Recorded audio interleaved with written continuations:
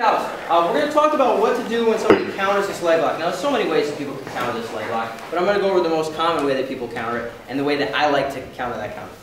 So, going for my setup, I jump off to my 45, I start to lock this thing up, I'm driving my pressure, etc.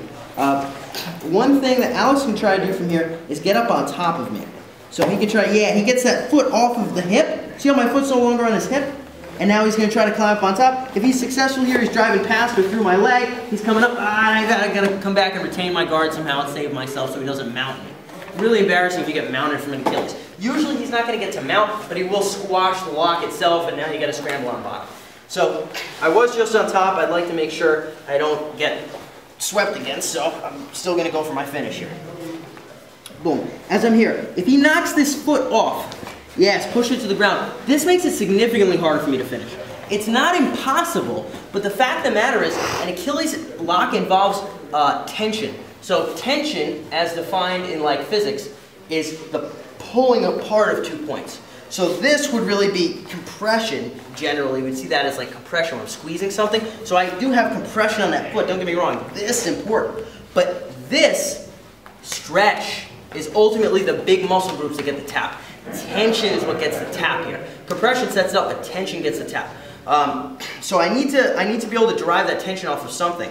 When he knocks his foot off, all I have is my shin kind of on his thigh and his hip there. It's generally not going to be enough to do it. So what am I going to do? He beats his foot and starts to climb up on top of me. What I'm going to look to do now is I'm going to look to immediately belly out. What I mean by that is I'm going to turn both of my knees to face the ground. I'm going to make his knee do the same. Boom. Here. Now Alex can still try to climb on top. Go ahead. But as he's trying to climb on top, even if you try to bring your upper body on top of mine, as he's going like this, I have everything in my power driving downward into his leg. Now, the benefit of a belly down Achilles, if we go back, if I try to finish the Achilles, first and foremost, this would be the last angle I want my hip trying to finish the Achilles generally is facing straight up. Because watch what happens. His knee can kind of lift when I drive in pressure. However, when there's a literal impossible to move barrier there, then the pressure that's going to the back of his Achilles does not dissipate and lift like we just see there. It goes all loaded to the back of the leg.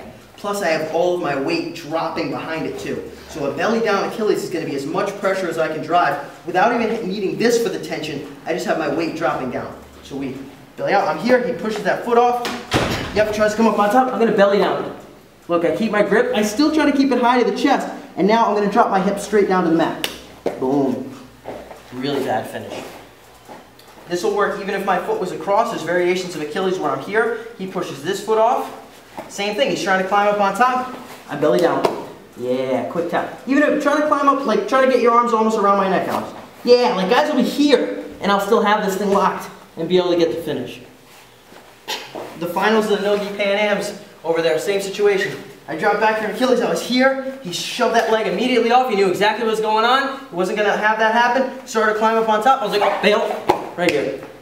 All my weight, there's nowhere for that knee to relieve the pressure, I just drop the guillotine right on the back of that ankle, there's zero places for that pressure to go. You felt that out? It's the same way like if you roll around an arm bar and you got like, and you're dropping your weight onto it too. Right, yeah. It's a similar kind of idea in that it can potentially, just like the armbar, can potentially be a little bit dangerous because that's a lot of pressure. Now, you're not just using your muscle, you're actually dropping your whole body weight behind it too. So be nice to each other. But the idea is, if they're trying to cut that angle and you can't maintain that foot, you need to drive your pressure and your tension off of something else. So I just, boom, make sure his knee stays stuck to the ground too, and then drop. Throwing all my weight, keeping those hands up near the chest where they need to be to get a good finish, okay?